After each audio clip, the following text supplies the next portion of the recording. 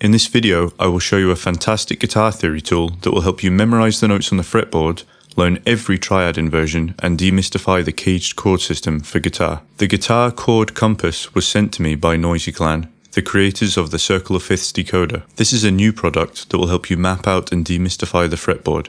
Let's take a look. The Chord Compass shows 5 ways to play any major chord in any key using the cage system for guitar. These can be adjusted later to form any other chord type.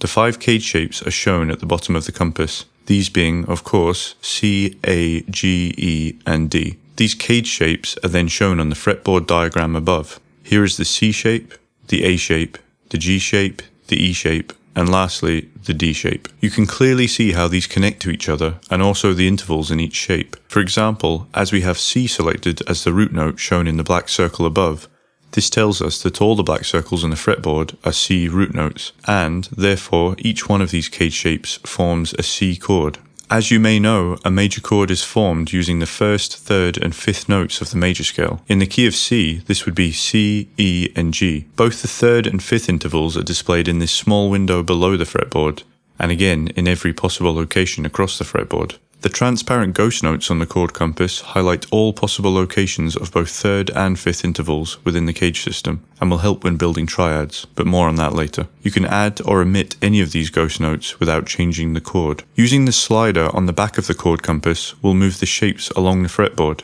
For example, let's move the slider to G.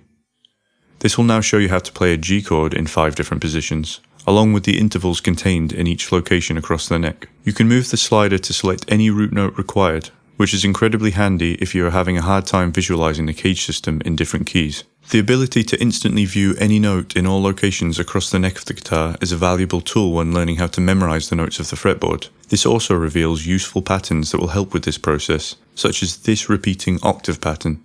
Let's draw a line between the root notes on both the E strings to begin the pattern.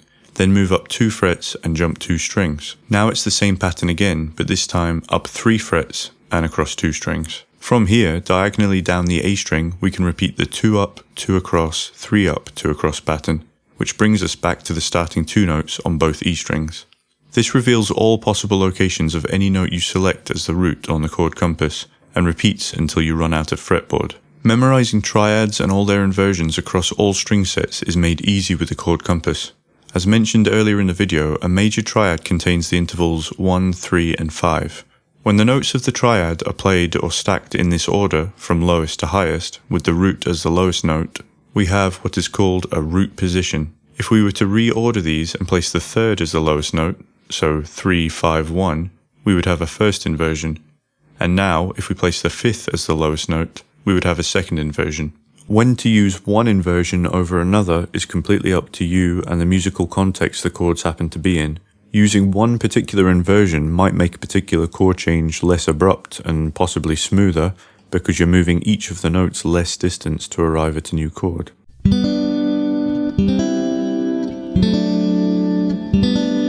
All these triads and their inversions exist in multiple areas of the fretboard. The question is, how do you visualize and memorize these triads?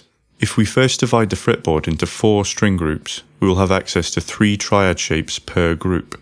For example, in string group 1 we have these 3 shapes, and as you can see, the different inversions are made clear by the order of intervals. The first shape is 5-1-3, which is a second inversion, the next shape is 1-3-5, a root position, and the last shape is 3-5-1, a first inversion. There are only 3 shapes to learn, as these shapes repeat again further up the neck. String group 2 contains these 3 shapes, which can be identified very quickly by simply looking at the lowest note in each triad. If the third is the lowest interval, then we have a first inversion. If the fifth is the lowest interval, we have a second inversion.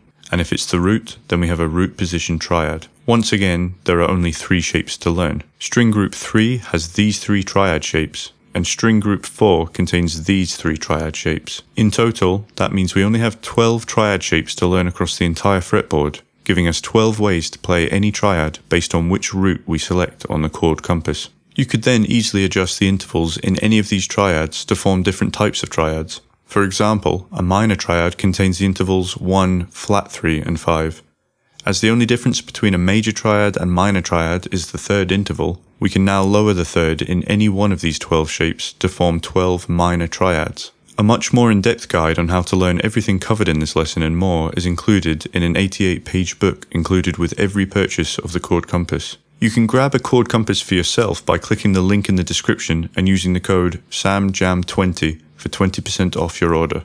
Thanks to NoisyClan for sponsoring this video, and thank you to my subscribers, Patreons and channel members for supporting the channel.